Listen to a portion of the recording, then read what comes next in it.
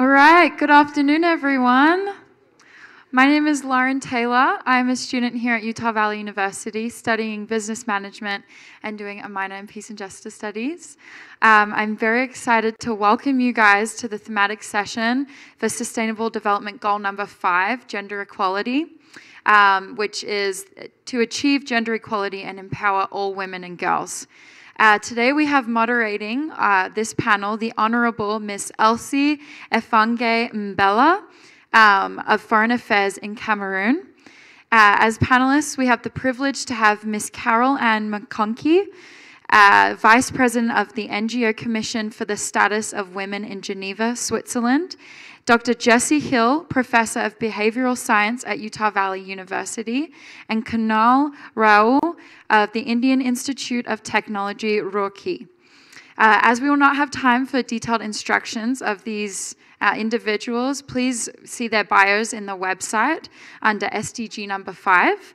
Now I will turn the time over to Miss Effange-Mbella.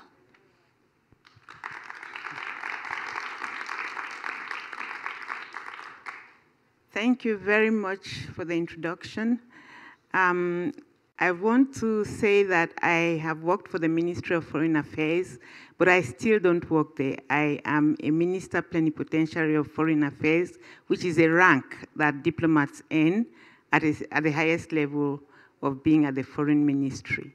So this session, I want to welcome my colleagues who are here with me. Jessie, please introduce yourselves briefly. By way of a brief introduction, I am a psychologist, I'm a cognitive developmentalist, and over the course of my career, I've become interested in advocating for women, primarily in the higher education system, but surrounding other issues as well. And as the mother of a daughter, I'm very concerned with making progress on sustainable goals for my daughter as we approach 2030.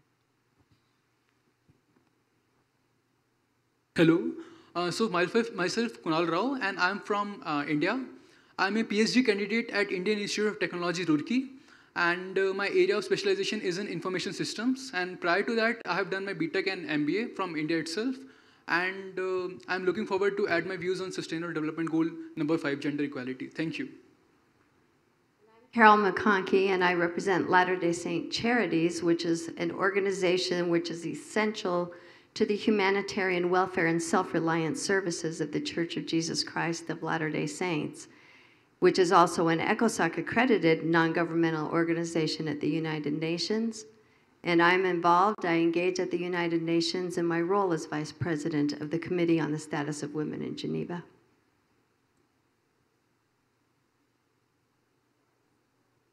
Thank you very much. The stakes in this session are very high because everyone is interested in gender equality and access of women and girls to empowerment and socioeconomic development. But the information that has been given to us, the report that has been produced by the United Nations Economic and Social Development Affairs Division, and also even from UN Women, shows a very grim picture and what is at stake for women before 2030. And that is why this meeting is very important to us. It is important because we are told that we need, the deadline is 2030, and we are told that we need another 40 years before women can ever dream of becoming political and socioeconomic leaders. Now we are at something like 27%, and it is like 2% every 7 years. So, an uphill task. Also, there's the issue of sexual and gender-based violence, which happens even in intimate relationships.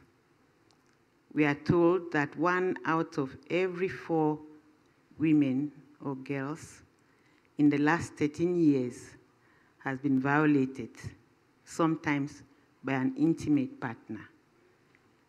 Worse still, in the issue of energy, in the issue of access to clean water and sanitation, we are told that in Asia and in sub-Saharan Africa, 800,000 women and girls die every year from lack of access to clean water and basic hygiene. So these are the stakes before 2030. And there's worse still, the pandemic. Women feel more insecure now than they felt before. Most of them have lost their jobs. I mean, the ratio, 25% of women are in the industrial world. They are employed. But within the last 4 years, about 45% of women lost their jobs for several reasons: crisis, the pandemic, etc. So this is the background. And some people told me, even before I came here, that this issue of gender equality is an elusive goal for 2030. So I want to ask my panelists if they share this opinion. Is gender equality an elusive goal? What is the importance of gender issues in attaining sustainable development in 2030? So I give the floor to Jessie to, first of all, answer that question: why is it important for us to pursue gender equality issues in order to attain sustainable development? Gender equality is key. There's a robust body of literature that demonstrates women leaders in businesses. When a business has 30% more women senior leaders, they end up being more profitable. Women have many qualities that are appropriate and future-oriented for business. They're collaborative, they're inclusive on the whole, and so these really support businesses. And I think having a route into senior leadership in business is one pathway to reaching equality, because then women can take that and enhance their communities. They're able to spur economic development in their locales, and that's very important.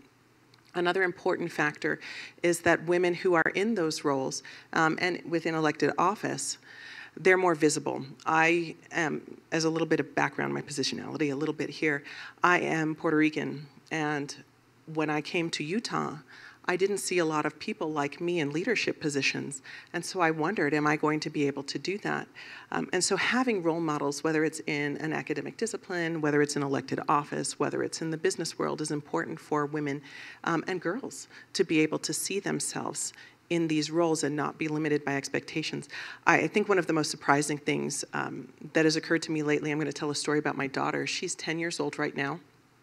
And one of my friends from education told me, oh, did you know that when girls hit 5th grade, they start being counseled out of math and science classes?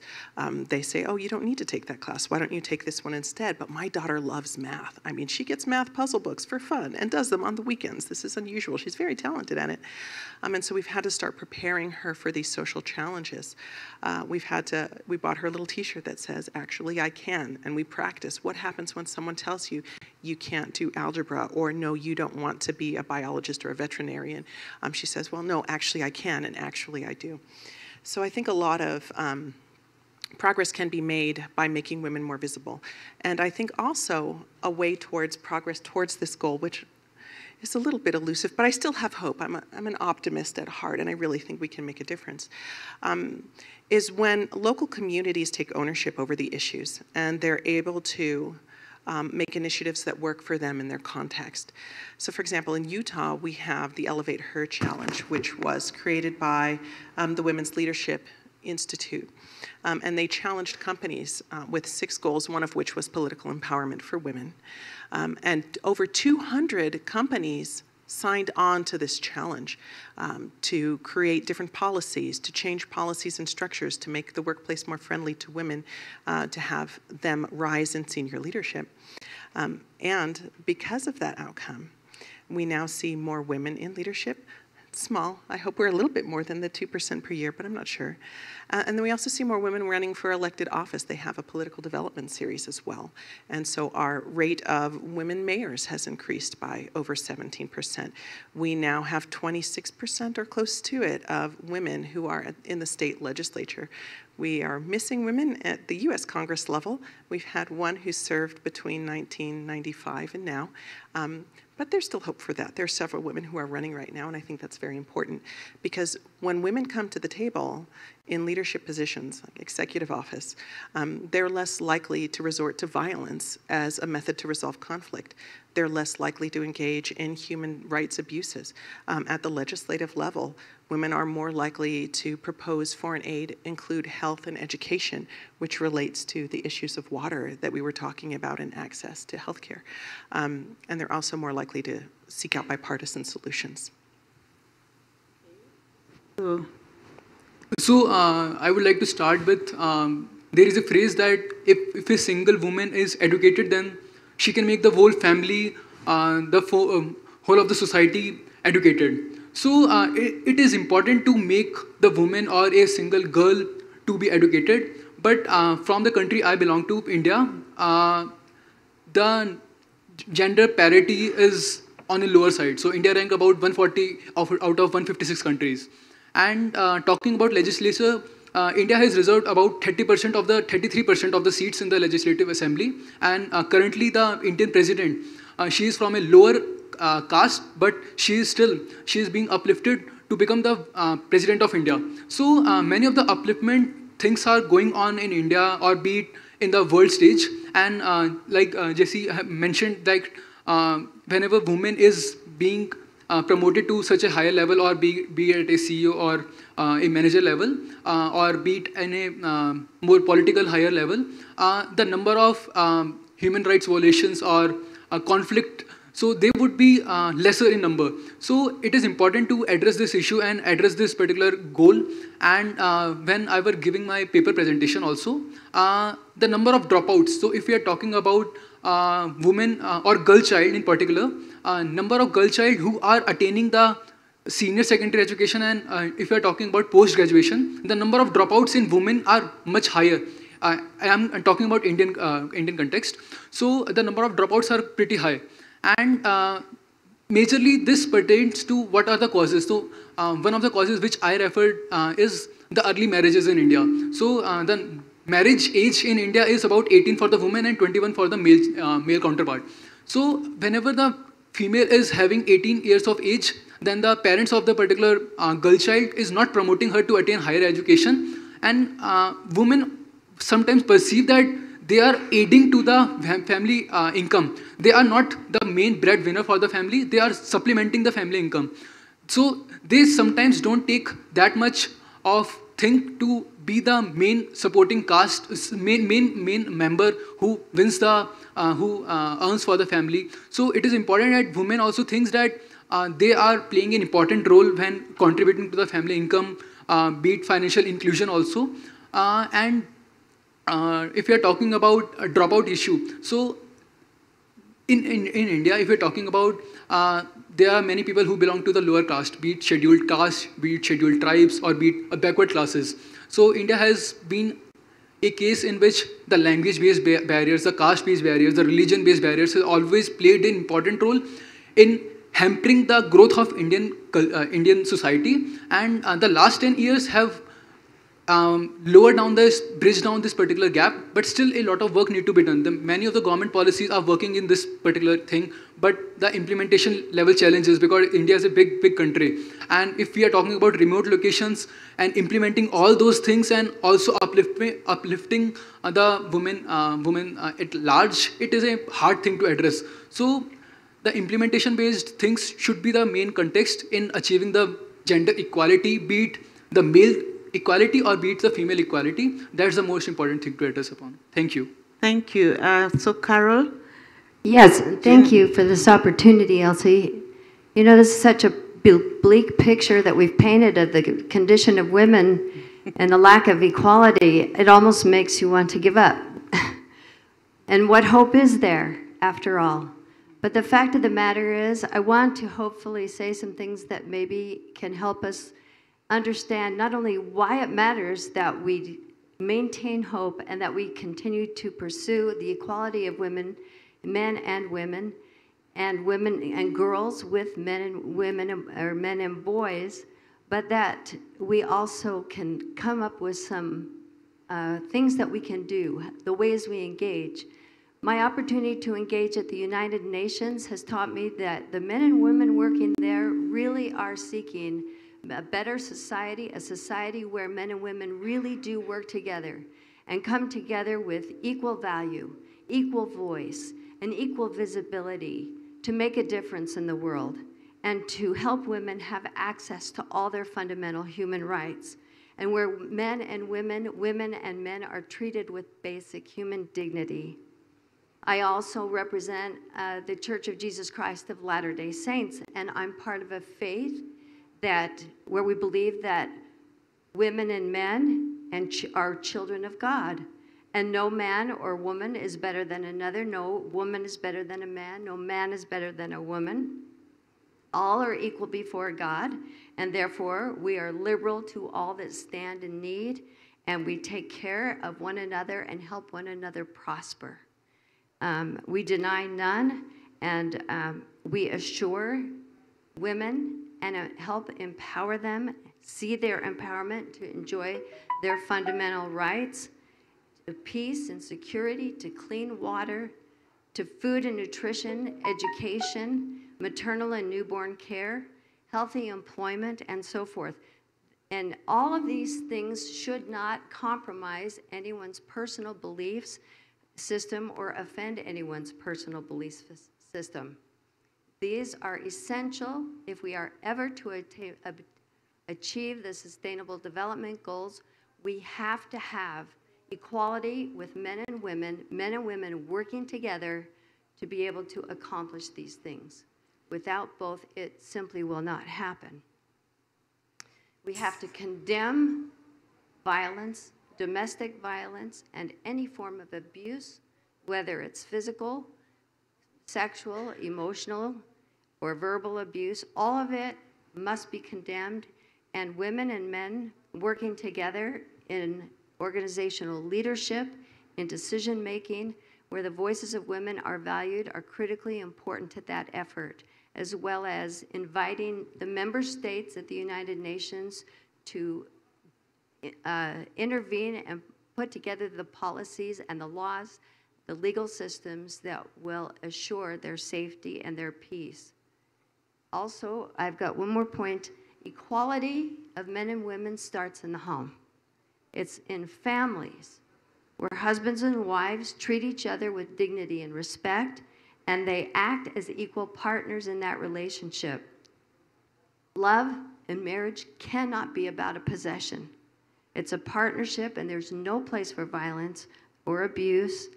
And with equal participation, they set the example to their children of mothers and fathers working together, making decisions, providing each and every member of that family every opportunity to flourish in tandem with their capacities and abilities.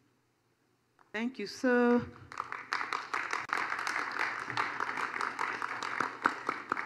there is hope. There is hope then, as long as we apply the rules, as long as we promote access of women and to so many things, to political leadership, to socioeconomic access, and even to education. I mean, gender issues cut across all the 17 Sustainable Development Goals. So it is a lot of work to mainstream gender issues in every single goal. So I want to know more about this hope. Jessie, what are the gender-responsive strategies that we can use, to make sure to mainstream gender issues in all of these other goals, to make sure that women finally access political and socioeconomic leadership? I think it's important to recognize, to make things sustainable, to give women access, that there are disparities in how women are prepared to engage in civil society, in leading in the community. There are a lot of sort of implicit training strategies for men. And if you think about boys in the classroom, and I have a lot of those, so I understand. They get a little unruly. And so oftentimes it's a teacher reining in a boy and getting a lot of correction, and the boy learns how to be very resilient. Like I have one particular son who has to be like corrected 15 different times in a 50-minute period, and he's gotten used to that. So when he's a little bit naughty at home, I can be like, hey, stop it, do this instead. And he's like, oh, okay, I'm fine. My daughter is socialized in a little bit of a different way. I think the expectation for girls is more on holding still, good behavior, saying the right thing, not making mistakes. And it's that lack of ability to make mistakes, that lack of training in making mistakes that I think hurts resilience for girls. If we don't make mistakes, we can't succeed, because a success is a series of little failures that gets you closer and closer to your goal. And so my poor daughter, she comes home, and if she has made a mistake on a test, she's in tears. She's horrified. She is now a horrible person because she got one wrong on her spelling test. And so it's been a challenge for us, my husband's sitting over there, where we are trying to socialize her to understand that mistakes are good. And occasionally when we're sitting around the dinner table, we'll ask folks, like, what mistakes did you make today and what did you learn from them? And so I think starting young, making mistakes normal, so that we're socialized in that way, increasing access to sponsors and mentors for women. Women are mentored in a very different way than men are, and oftentimes men are sponsored by someone where, you know, this is my person. Hey, consider them for this role, where women are given general advice and their names aren't often put forward. So having a commitment from all of us together, from women and from our male allies, to say, I'm going to also sponsor women to give them that equitable chance. And that helps patch some of the pipeline. It doesn't fix everything, but those are some small steps that we can start out, to be active in saying, okay, I need to sponsor folks. I need to help them be resilient through mistakes. I need to make leadership an option that you don't have to be perfect for. Women won't apply for a job unless they meet like 100% of the requirements. And men will see like 50% of them and say, hey, I can do that. How do we get women to think, you know, I can stretch a little bit and it's okay if I don't get this job. I can apply for another one and that's okay. So these are just some thoughts I have about building resilience, patching a little bit of that pipeline, and increasing access. Thanks. How about, you know, stakeholder engagement? I mean, the wider level beyond the home and the immediate environment. How do we get them to plan gender responsively? We've heard about gender responsive budgeting and financing. How do these issues help, you know, in terms of integrating women's concerns in the government's budget? We understand that very few governments do that. Only about 28% of governments have a structured, gender-responsive budgeting strategy. So how do we get the rest of the governments, which are over, 78%, to commit to a gender-responsive policy in terms of leadership, in terms of socioeconomic? Because you go to some places, and it is like a gentleman's world, and nobody feels perturbed by it in parliament, in government. Where I come from, there's still no female governor, and nobody is worried about that. How do you get the leaders to be gender responsive in this case? Yes? Okay, so talking about gender, as I mentioned earlier, Indian government has reserved about 33% in the Legislative Assembly. So women are promoted. If they are not good enough, like Jesse mentioned, that women should be allowed to make mistakes. No one is perfect in this particular world. So by giving certain reservations in the Legislative Assembly, or be it at a managerial post, that is the most important thing we can do. And better counseling, or actually we need to identify some role models. If a role model is a woman, if we see a particular person who is behaving well and he's promoting the gender rights and being a female itself, it is the most important thing to do. And in some of the states in India, they have now reserved up to 50% of the seats. So that's the most important thing to do. Actually, there is a state in India, Kerala. It is in the southernmost part of India. So the sex ratio of that particular state is like female are more and male are less. And if you're talking about whole of the India, around 970 is to 1000 is the female to male ratio. So that particular states has promoted the women to be at a senior level positions. If you talk about the PepsiCo CEO Indra Nui, she is a very long-lasting CEO of that particular company. So women are being promoted to be at this particular thing. So according to me, the reservations, they can impact and can promote the women to be more engaging in that managerial position, or be it at a legislative assembly, or be it at a parliament level. That is the most important thing to do. And like I mentioned 2-3 months back only, the Indian Parliament has, the Indian President is the woman from a marginalized section of society, a Dalit woman actually. So these type of things are the most important thing to do, because Dalit women are beat at a scheduled caste or scheduled tribe section. These are the marginalized section of society. So they don't get access to be it at male level or be it at female level, they don't get access, and they are seen at a very marginalized section. The people don't pay that much importance to that particular section of society. And the government, while promoting these particular castes or be these particular type of tribes, they actually impact that particular caste, and the women from these particular castes are now trying to achieve higher education, trying to achieve more education in the terms of to be at a managerial position or be at a legislative assembly. So that is the most important thing to do. And identification of the role models. So if we are talking about Indian women, so Indira Gandhi, so she was the president in India during emergency time in 1970s. So the identification of the women role models is the most important thing. Women can see that they can be the Prime Minister of India, they could be the President of India. That is the highest thing they can achieve, or they can be the ambassador of a particular, to a particular nation. So these are the important things. If identification of the role model and be at a woman level, that is the important thing that can uplift the section, the level of women participation in the different areas. And yeah, that's all. Thank you, Carol. How do we get stakeholders to be more engaged and more responsive to programs that promote women's access to politics and socioeconomic development?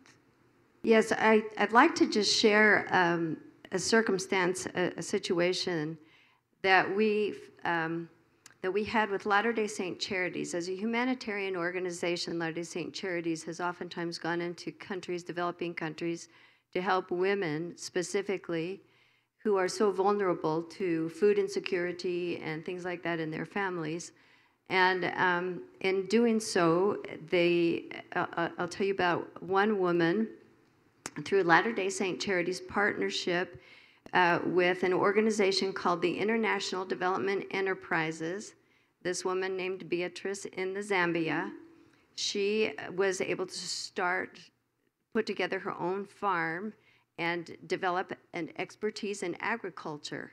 When then she became an advisor to other women in the area, supporting other female farmers, and she connected with those women farmers with affordable seeds and seed suppliers, stable markets where they could sell their produce, so they could improve other technological advances so that they could improve their gardens and increase their income. She became really quite a leader in the community. Then the pandemic hits. Now, as a community leader, the officers of the Ministry of Health come to her and ask for her assistance in educating those around her, the entire community, men and women, on what awareness of COVID and how to prevent its spread.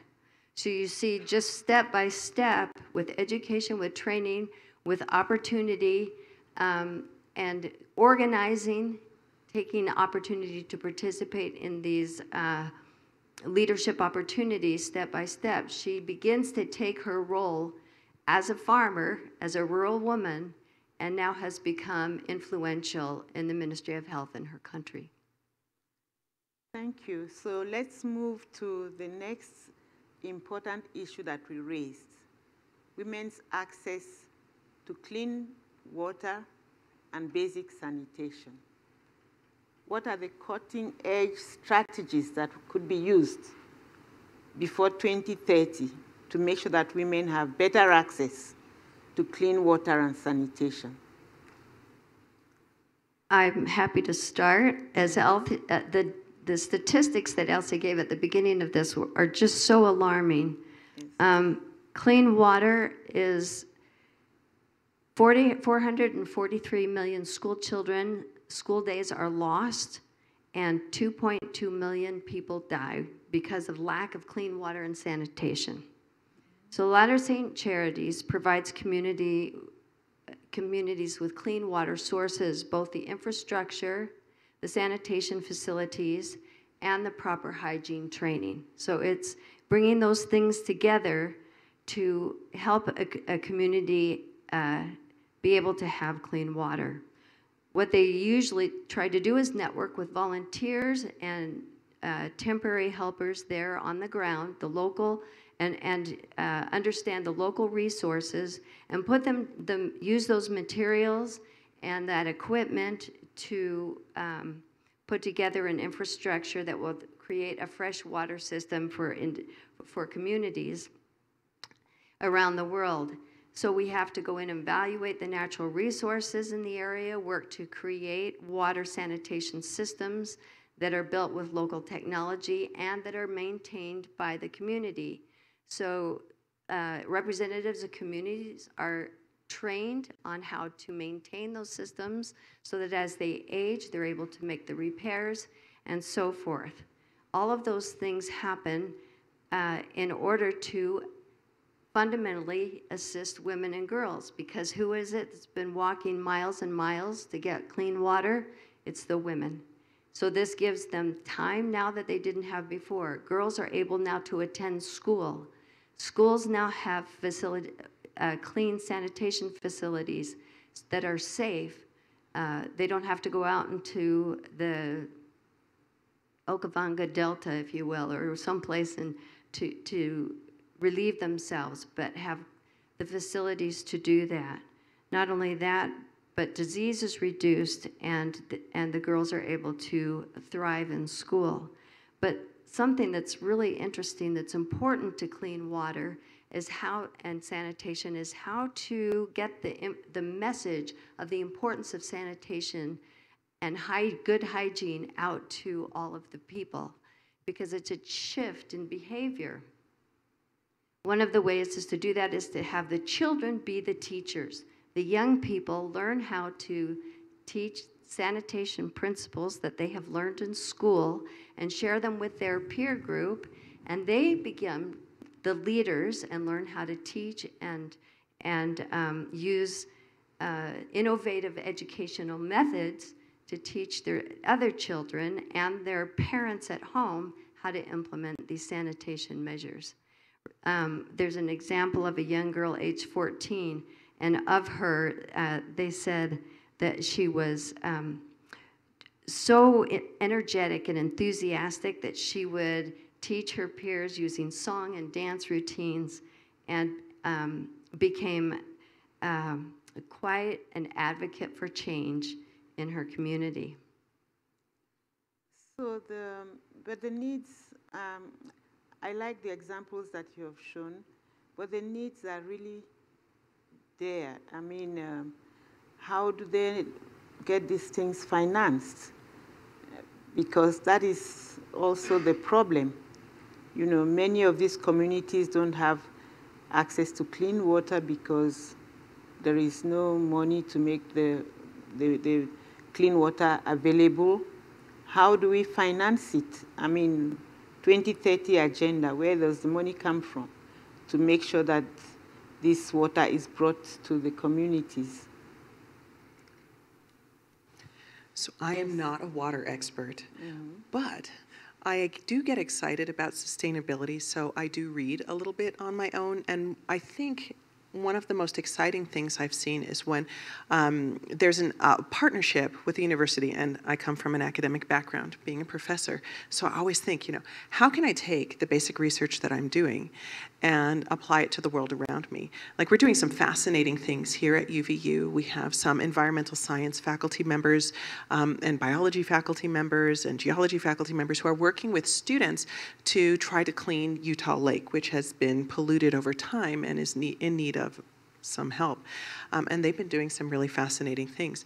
And then when a university can partner with a corporation, as we're trying to do in one of the programs I'm working with, can we find external partners to work with to share our innovations?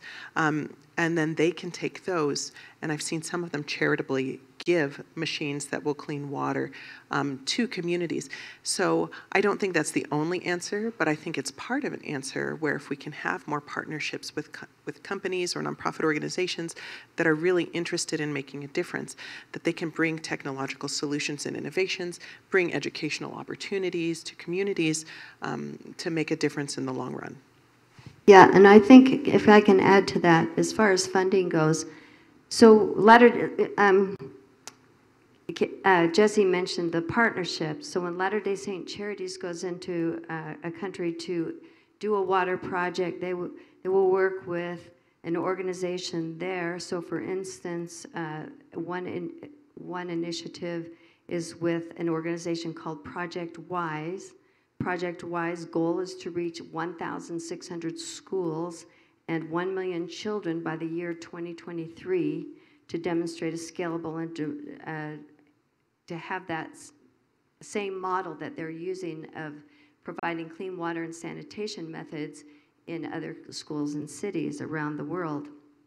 But the way that the funding works is that Latter-day Saint Charities, when they partner with an organization that has done the work and has found the local resources, then the funding that Latter-day Saint Charities provides can facilitate that. And then, like I said, with training local people on how to make repairs, and they then have obtained a marketable skill in plumbing and all that goes into clean water infrastructure, and then they are able to also work in other places. So it begins to increase the economic strength of that community as it provides jobs and opportunities for employment. But like I say, but I guess I should also explain Latter-day Saint Charities as a humanitarian organization is able to fund some of these things, funnel the money into local organizations because of people like you, because of people who dollar by dollar have given donations to Latter-day Saint Charities around the world. And we don't really ask for money. We don't go to governments and ask for money, but we do ask them to support the work that we've been able to do so that they can become self-reliant in that country. Does that make sense? So partnerships are important in terms of promoting gender issues. We'll come back to that, but let us also address the other issue which we raised about building back better after COVID-19, making sure that women are more secure, making sure that their rights are not violated, addressing this issue of sexual and gender-based violence. How do we protect women better moving forward to 2030? Actually, to answer this question, in the recent weeks only, Indian government have adopted... Please be very precise because we're running out of time. Sure. Yes. So 2 minutes. Yeah. So to add to this, Indian government have drafted a law in which after post-marriage, the number of rape cases was increasing on. So to abolish these particular things, to end this gender-based violence after marriage, because the people were married and were without the consent of the other counterpart, the number of rape cases were increasing on, and the women were not reporting. So Indian government have drafted a law in which women can now report, and the male counterpart, a case would be registered and a FIR would be registered. And if we are talking about post-COVID-19, so post-COVID-19, the behavioral changes in the male have impacted a larger community, because many of the salaries have reduced to half, and the people are earning less, and the inflation has increased. So all those things, when the male person is coming back to the house, he is harnessing, he is impacting, and he is abusing the female counterpart and also the children's. So these all things need to be reduced, and to raise the voices again, to raise the voices for the women, such laws in which the women rights are protected, and the police or the civil cops, they are registering cases, and they are actually they are actually on the voice of the female counterpart, they are registering a case. That is the most important thing. And women should raise the voices, because in India, in every particular second, the number of rape cases, if you surf on internet, you would see that in a metro city like Delhi or Mumbai or Calcutta, the number of rape cases are increasing. And post COVID-19, this number of rape cases have increased. And I don't know if you all guys remember or not, in 2012, Nirbhaya gang rape case agitated a protest in India and also all over the world. And after that, the hashtag #MeToo. So women are not that much heard upon, and also the women, the girl are also not that heard upon, and they are thinking about they are not safe when they are going outside. So these fast-track courts also should be introduced in every particular country. So in India, if the woman has registered a particular case, then the number of hours being taken for the FIR to be registered, or to check upon if the case is right or wrong, or to search for the particular person who has done this particular thing. So fast-track courts are the most important thing, in which the number of hours should be reduced upon. And in many of the cases, it has been seen that the police has taken instant action, and they have actually shoot down the particular accused particular thing without the court being actually passing a particular judgment. So these all things also doesn't add to the value, because the aggression for any of the particular thing should not be a solution. They should finally first search if the case is right or not, if the woman is right also, because in many of the situations, the woman has been given particular rights, and they are not particularly fully using their particular rights, and for money or something like that, they are registering a case without the case being a proper one. So such fast-track courts or certain laws which have been enforced in India and should be enforced in many of the Southeast Asia and Southern Asia or around the world, be it African countries or be it American or European countries, they should be enforced to impact the country, to impact the lesser number of cases, and also reduce these particular things. Yeah. Thank you very much. So you are suggesting a multi-sectoral approach which involves justice, which involves the police monitoring better, and also making sure that the whole community is alert and watching what is happening to women and girls, especially those in vulnerable situations. So that is a good response. I think we would move now to the next issue of partnerships. What are the partnerships that must be built so that gender issues can be proactively responded to and integrated in the implementation of the Sustainable Development Goals? We have only 8 more years, but the problems are many. So what are the cutting-edge partnerships that you propose can be used, in promoting gender issues moving forward? Carol, you have the floor. Thank you. So partnerships are key to the work that Latter-day Saint Charities is engaged in. The local organizations that we work with help us come up with the solutions and the resources that will involve benefiting those that we serve. And so so for instance, if we're going to remove barriers to employment, especially for refugee women and immigrant women, or even poor women, that it's important to help them have, and mentors play into this, which is part of my role that I have now as a leader of the Salt Lake Inner City Mission, where we have right now 800 senior missionaries, average age is 65. You know, we don't just pass away when we get old.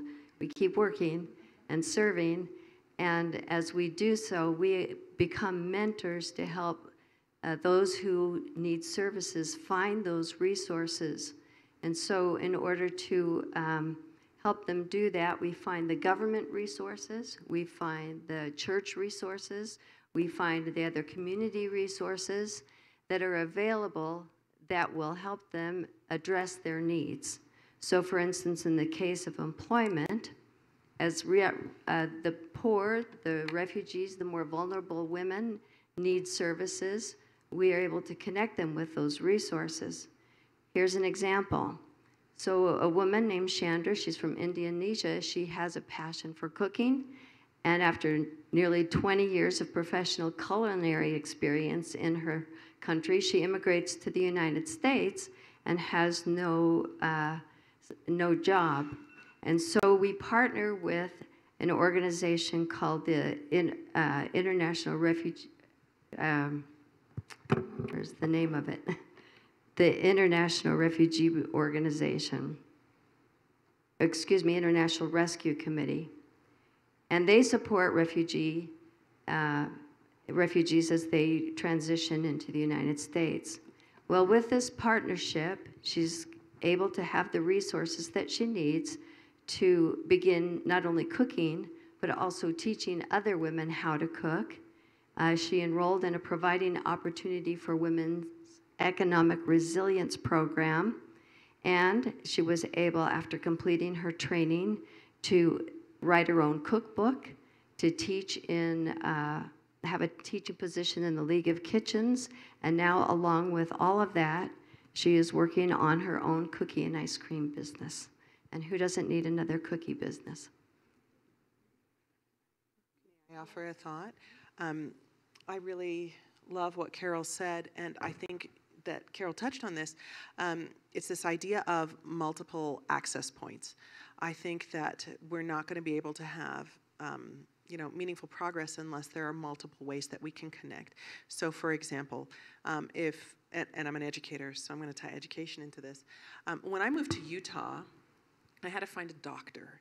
And I went to the doctor, my first doctor, and there was a sign on the wall that's like, premarital, like medical check. And I said, oh, that's nice. I asked the doctor, what do you get, like a pap smear or something? What's going on there? And they're like, no, we have to teach people what sex is.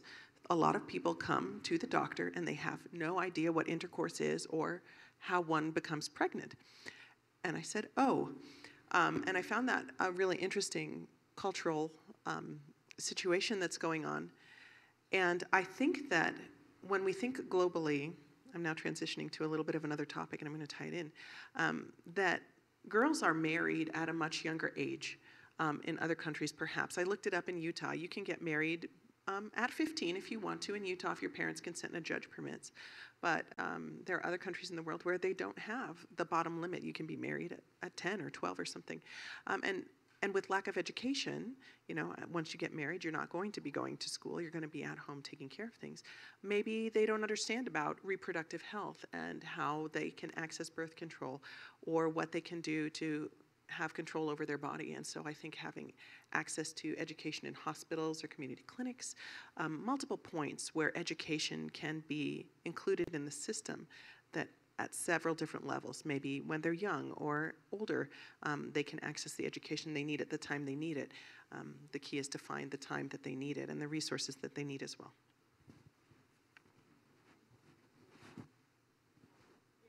Talking of a multi a multi-stakeholder approach where we use the churches, we use governments, we use civil society organizations, and also the opportunities that avail themselves for trainings to complement women who are resilient, who lead other women by teaching them and showing them what to do.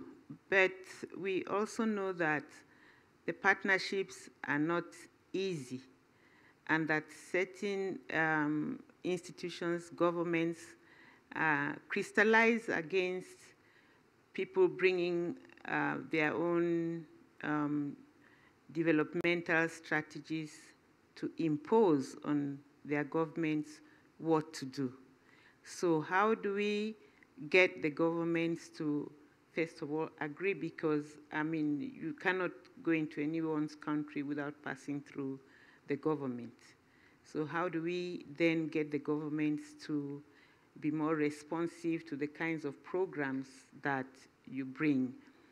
Because I think it is very important, not only that the government gives consent, but that, you know, they are seen as the drivers of whatever initiative you're bringing, not only to the central government, but also how do the local governments get involved? Because we want to reach women and girls at the base, at the grassroots. That is where we want our programs to go before the development can become sustainable. So what are the strategies that we could use, you know, to be more persuasive? I mean, advocacy is very important in gender issues. How you advocate for things would determine whether you're going to be successful or not. You know, so the approach is extremely important. What kind of approaches do we use now? People are talking about decentralization.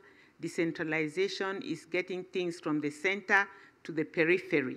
How do we get the periphery to benefit from the sustainable development goals, from the sustainable development initiatives?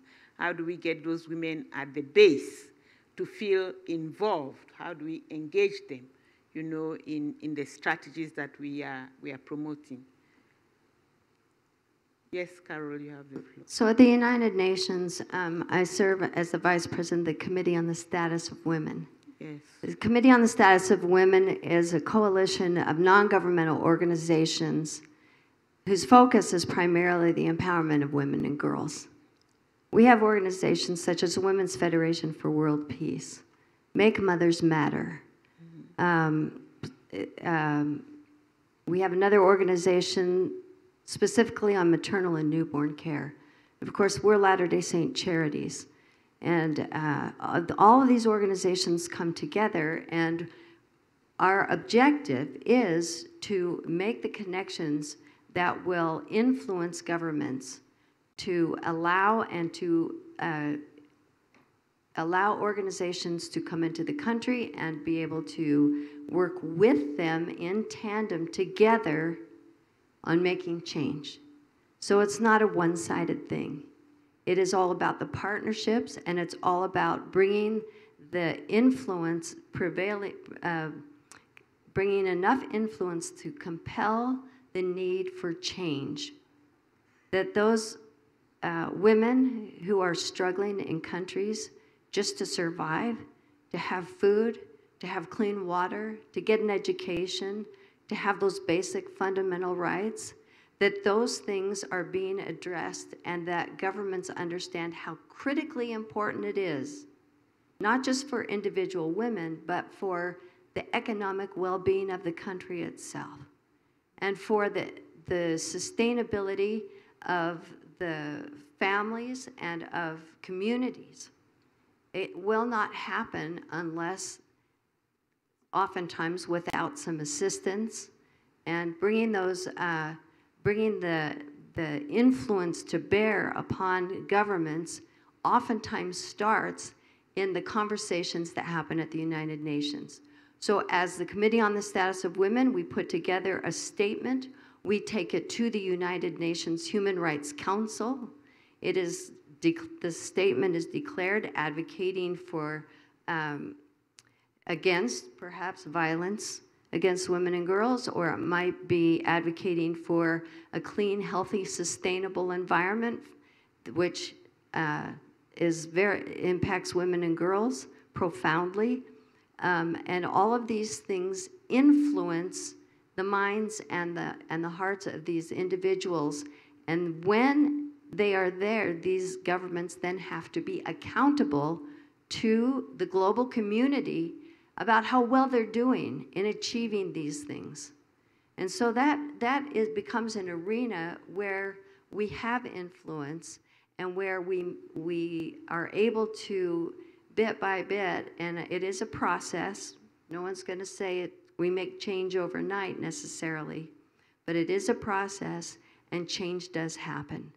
And as we continue to work in this method, we will see these changes take place in countries, in those that are serving in governments.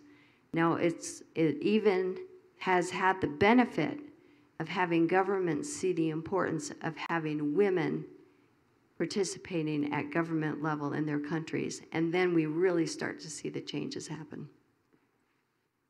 Yes, okay. 1 minute. We have to give the audience also some time to ask questions. So you have 1 minute to complement what she said. I want to be really fast and talk about a microcosm, which is a state. I'm going really fast. So my colleague and I noticed that there was a lack of women leadership in higher education across the Utah system of higher education. And so to supplement advocacy work, one thing that we found very successful was continually doing research on the status of our state of affairs in Utah, pointing out in public meetings that one institution had 0 women on their cabinet, whereas other institutions were making more progress. And by communicating data and by frequently engaging in those conversations with meaningful stakeholders who are decision makers, we were able to make a difference and start a leadership exchange for women. And now we're seeing more women leaders throughout the state. Thank you. So once again, that is very good then. So advocacy matters in these things. And using the right approach, as Carol just stated, using the Commission on the Status of Women, using other female advocates in the civil society, but also using the government itself to be accountable and making sure that you have entry points. I mean, the Ministry of Education in my country is very, very proactive about promoting gender issues at all levels, at the central government and also at the local government level. And so we cannot just prejudge and say that, oh, they would not be open. I mean, they will be open depending on how you bring about the conversation. And you know, you make sure that you target the community that you're targeting, and that the government reports back as to how that community has benefited from whatever donation or strategy that you have brought. You know, if it is financial or if it is just training and advocacy, etc. So the most important thing is for both partners to be open, respectful to each other, and making sure that there is accountability in whatever strategy that is being employed. So if anyone has questions for the panel, we are now open. We have only about 5 minutes, so be very, yes, madam, right at the top. Yes, you have the floor. You have 1 minute for your question. My question is for Caron McConkie. You mentioned that you're a representative of the Church of Jesus Christ of Latter-day Saints, and because you said that LDS Church contributes to the problem of gender inequality, especially because gender roles are strongly emphasized in LDS theology. Additionally, the church has been in the news a number of times recently because clergy members have failed to report or take action in significant cases of horrific abuse, which thus fails to protect many of its women and children congregants. So my question is, how do you justify speaking as an advocate for gender equality as a representative of an institution that has such a reputation? Thank you for the question. I want to just say that I am qualified because of my experience.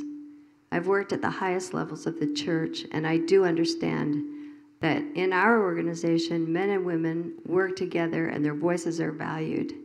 When it comes to abuse, I also know, because my husband has been one of those who takes the calls on the abuse line, and they are working tirelessly 24 hours a day, 7 days a week, to help the church leaders, those who have been assigned to serve in the local organizations, address the issues that have come before them of domestic violence, of abuse, and so forth.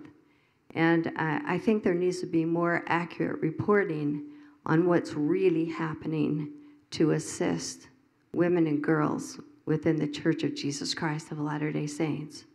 Because within the Church of Jesus Christ of Latter-day Saints, we believe in charity and in treating all men and women with absolute dignity, respect, and allowing them every opportunity to become the best that they can be, and holding accountable those perpetrators who would do anything to stop that from happening. Thank you.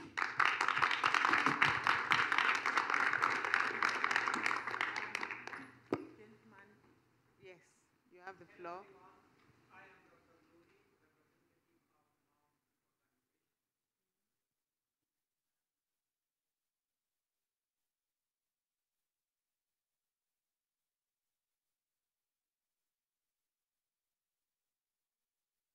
Says that religion and language diversity is a kind of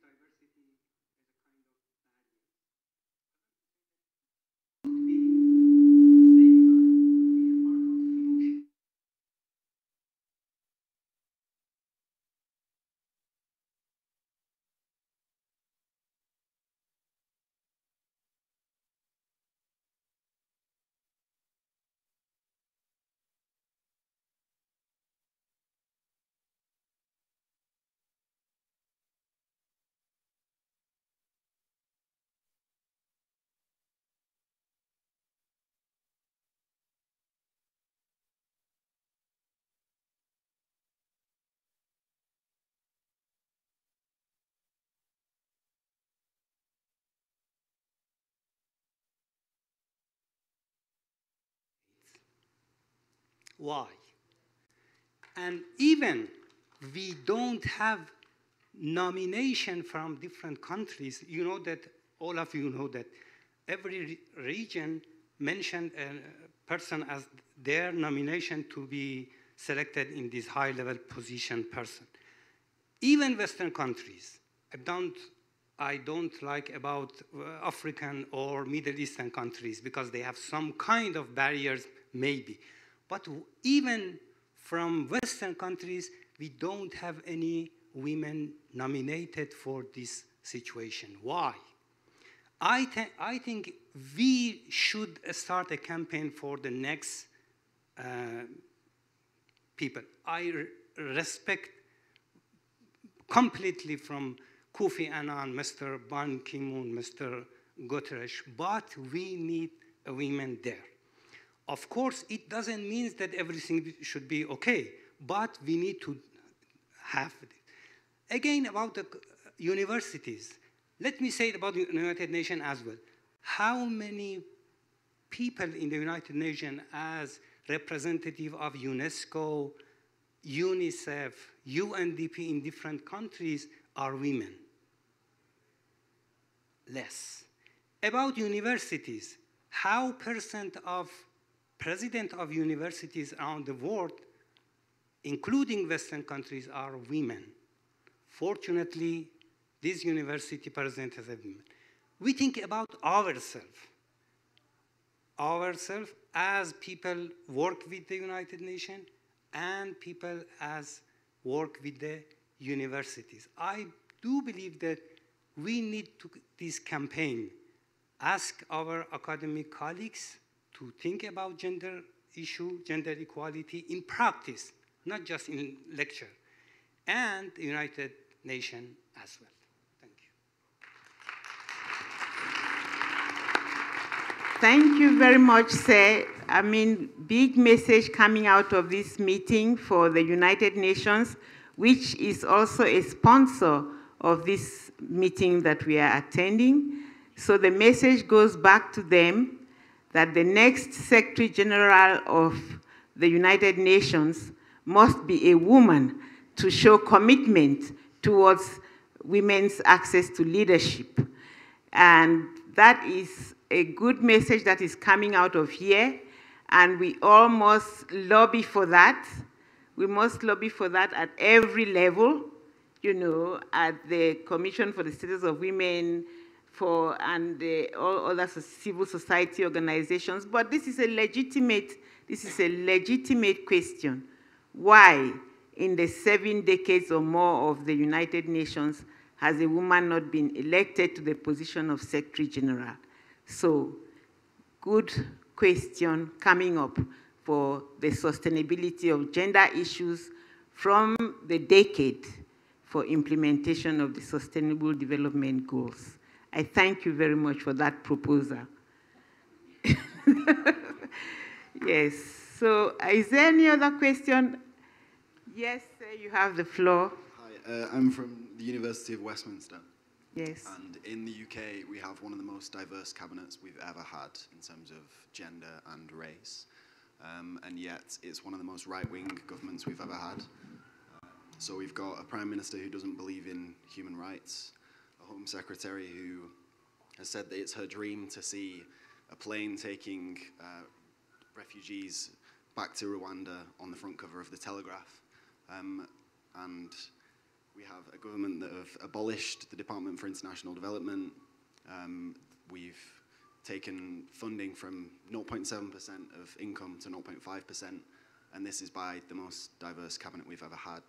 Why do you think this is, and do you think this suggests that we need more structural change? Oh, I love that question so much.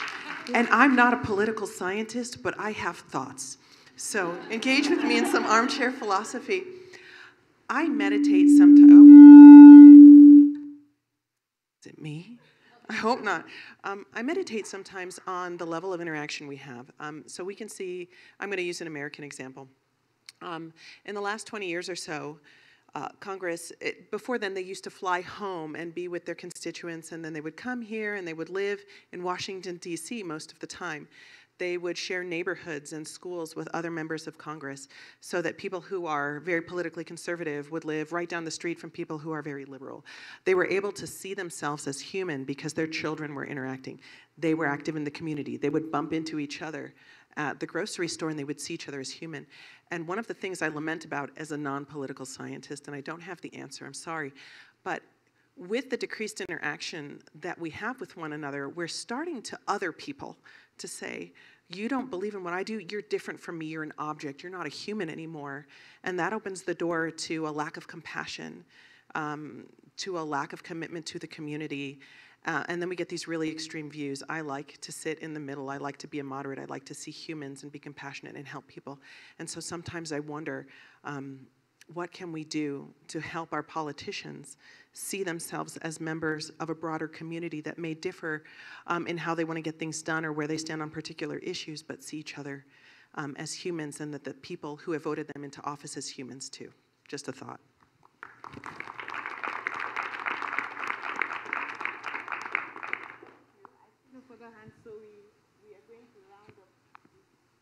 But she had her hand up a lot. Can I ask a last question? This young lady. Can I? Oh, should I?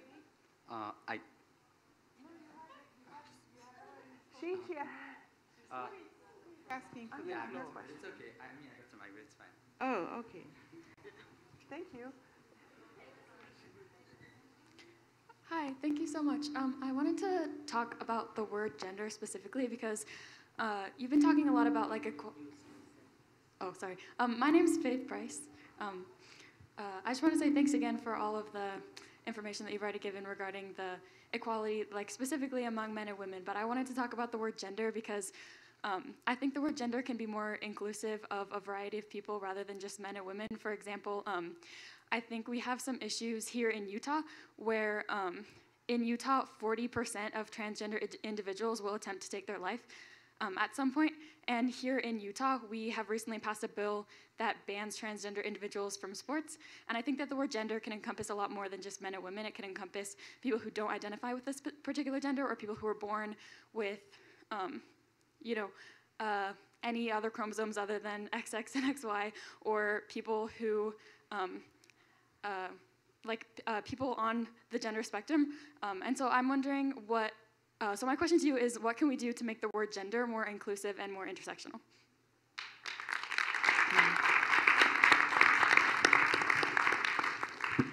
To answer that question, I think we should look at gender as a development tool.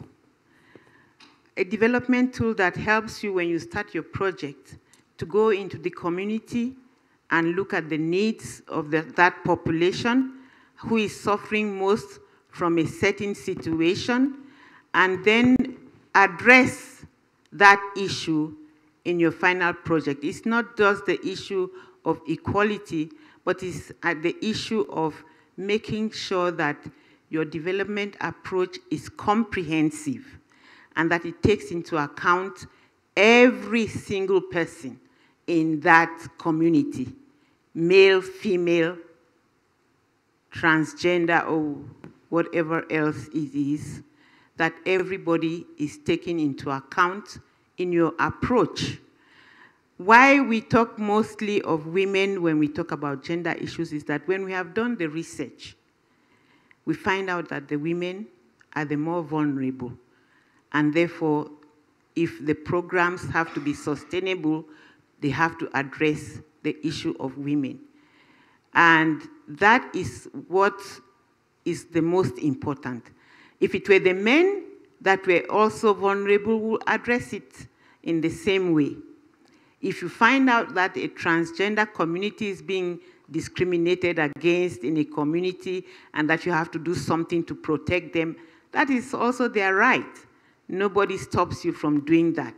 So look at gender as a wholesome process, a development tool that helps you to orient your program towards those targets that are more in need and towards those targets that, if you respond to them, you would be responding to a development and sustainable need.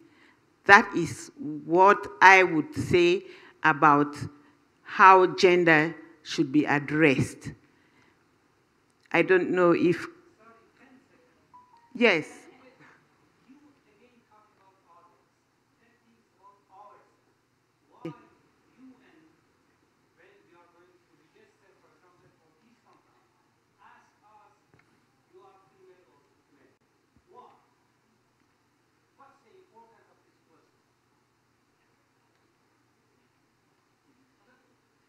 So thank you.